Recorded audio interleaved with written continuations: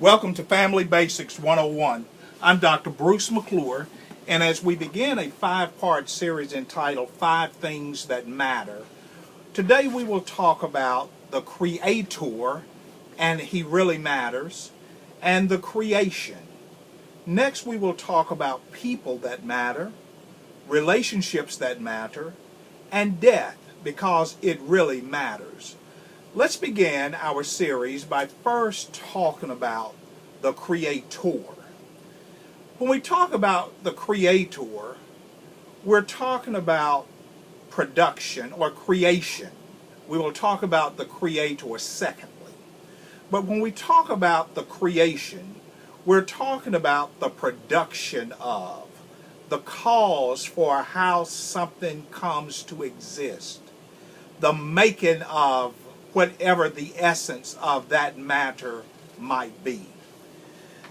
When you talk about the importance of creation, the importance of how things came to be is really affirmed by the ongoing research by both experts, skeptics, religion, and even those who claim that creation really doesn't matter.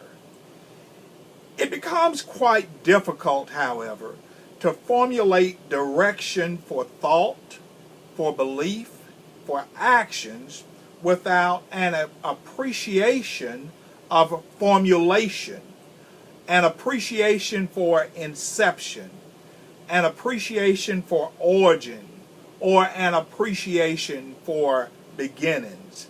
It's quite difficult to formulate clear directions when there is a minimizing of the creation source of whatever that matter might be.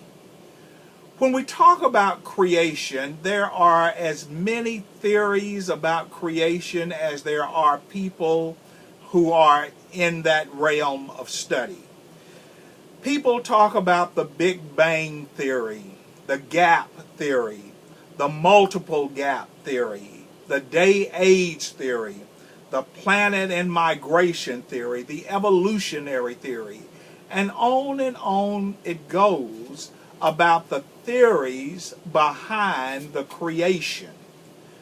When you look, however, in the book of Genesis chapter 1 and verse number 1, something that is void in the multiplicity of the theories of creation is the acknowledgement of God in the process of creation. The Bible very clearly states in the book of Genesis 1, verse number 1, in the beginning it was God who creates the heavens and the earth. When the religious community begins to talk about God's creation and God's role in creation, quite interestingly, the worldly scholars who persist and who really insist and who really advocate, they have the formula for creation, will out of hand dismiss the Genesis 1, in the beginning God creation. Whenever there's a dismissal of the God creation, then there is a minimizing of the thing that matters, meaning the Creator.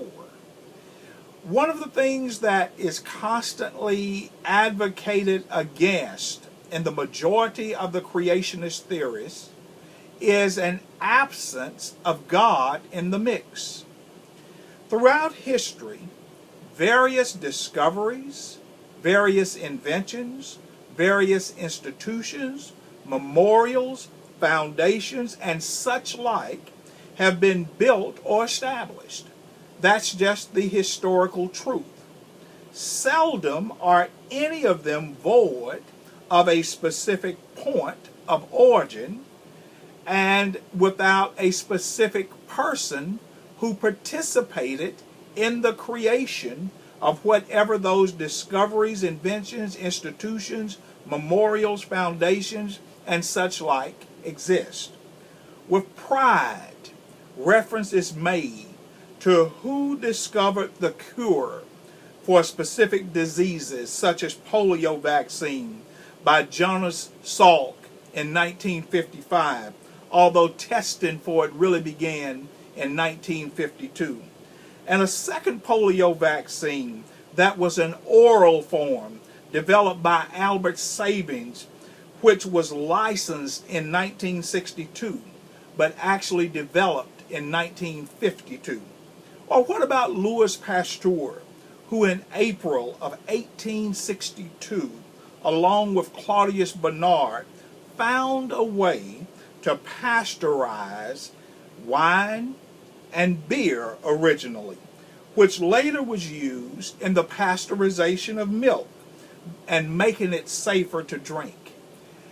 Amazingly, people will attach a creator to the creation of a phenomena of material. We talk about the Washington Memorial, the Jefferson Memorial, the Lincoln Memorial, most recently the Martin Luther King Memorial. We don't talk about the idea of it just popping up and the idea of there not being a creator of those memorials.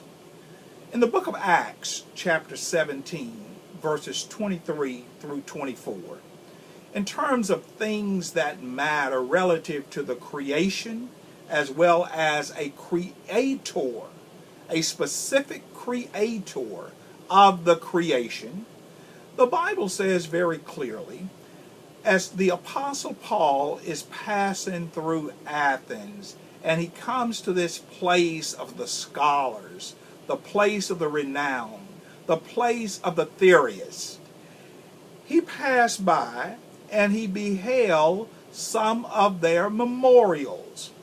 And he found a memorial, an altar with the inscription, dedicated to the unknown God, to those gods that we may have overlooked, to those gods that we may not know. And we don't want to be offensive to any of the theorists. That was the way of the Athenians.